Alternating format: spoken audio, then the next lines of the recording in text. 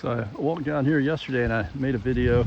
I showed pictures of the grave site that they're restoring, and I talked about the ospreys and the eagles and their migration. And I at the very end of the video, I said, I wonder if the ospreys are back. And just as I turned off the video, I don't know if it was just before or just after. I think it was just after. I mean, just like a split second after, I heard an osprey start chirping. And so I just came back down. And it's a warmer day today. It's really warm today. It's a nice breeze, and the osprey was just chirping away, and I'm trying to see if I can see it, but it stopped like just before I started the video. So the ospreys are hiding from you. Oh, there's a butterfly. Look at that pretty butterfly. Isn't that nice? They're wonderful. You hear the osprey? So the ospreys are back. That's a good official start to spring when the ospreys show up. They're so iconic for not just eastern North Carolina, but the eastern United States, the coastal towns all over, and you know, all up and down the east coast of the United States. And I think maybe, I think ospreys also are all the way into Canada.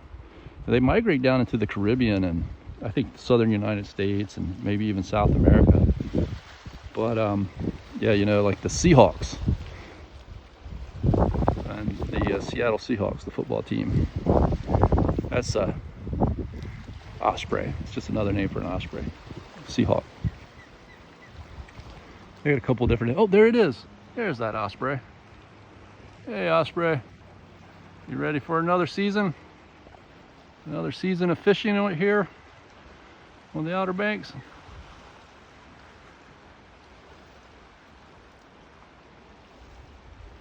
Yeah, sun's shining on it nicely. She's a big one. That's a pretty big osprey.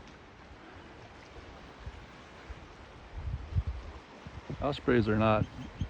They get to be a pretty good size. That one, to me, from here, looks like it's particularly big. They're nowhere near as big as the bald eagles, but they're great fishing birds. As ospreys, they can really catch a fish. They don't rely as much on the dead stuff like most other birds, like including the eagles. You know, the eagles will.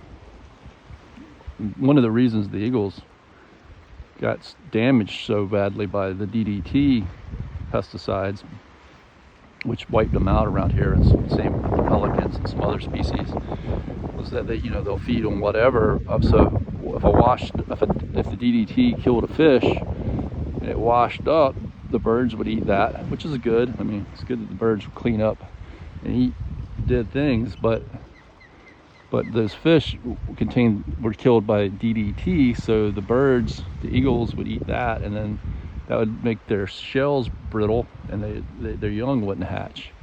And so it decimated the eagles.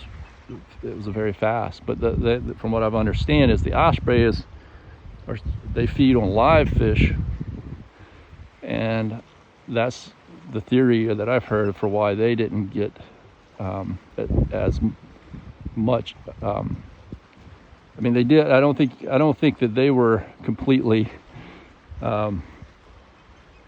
saved from the whole incident either. But they certainly didn't go. They certainly weren't pushed out. I mean, they didn't go extinct in this region or whatever, regionally extinct.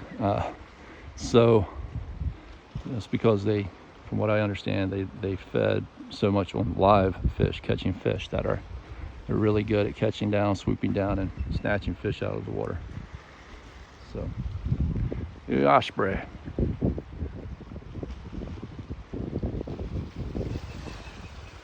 Yep. They're always swimming around. They're always flying around, swooping around. They like to protect their nest. They really keep an eye on things. Those birds of prey, the hawks and the owls, they've got very good eyesight. Very good eyesight. So, There's some vultures. They got good eyes too.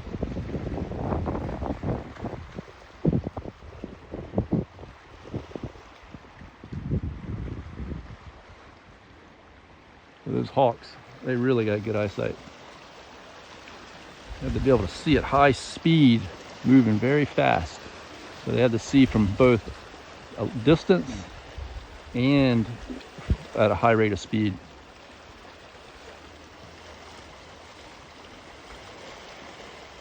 I love you. New season. Keep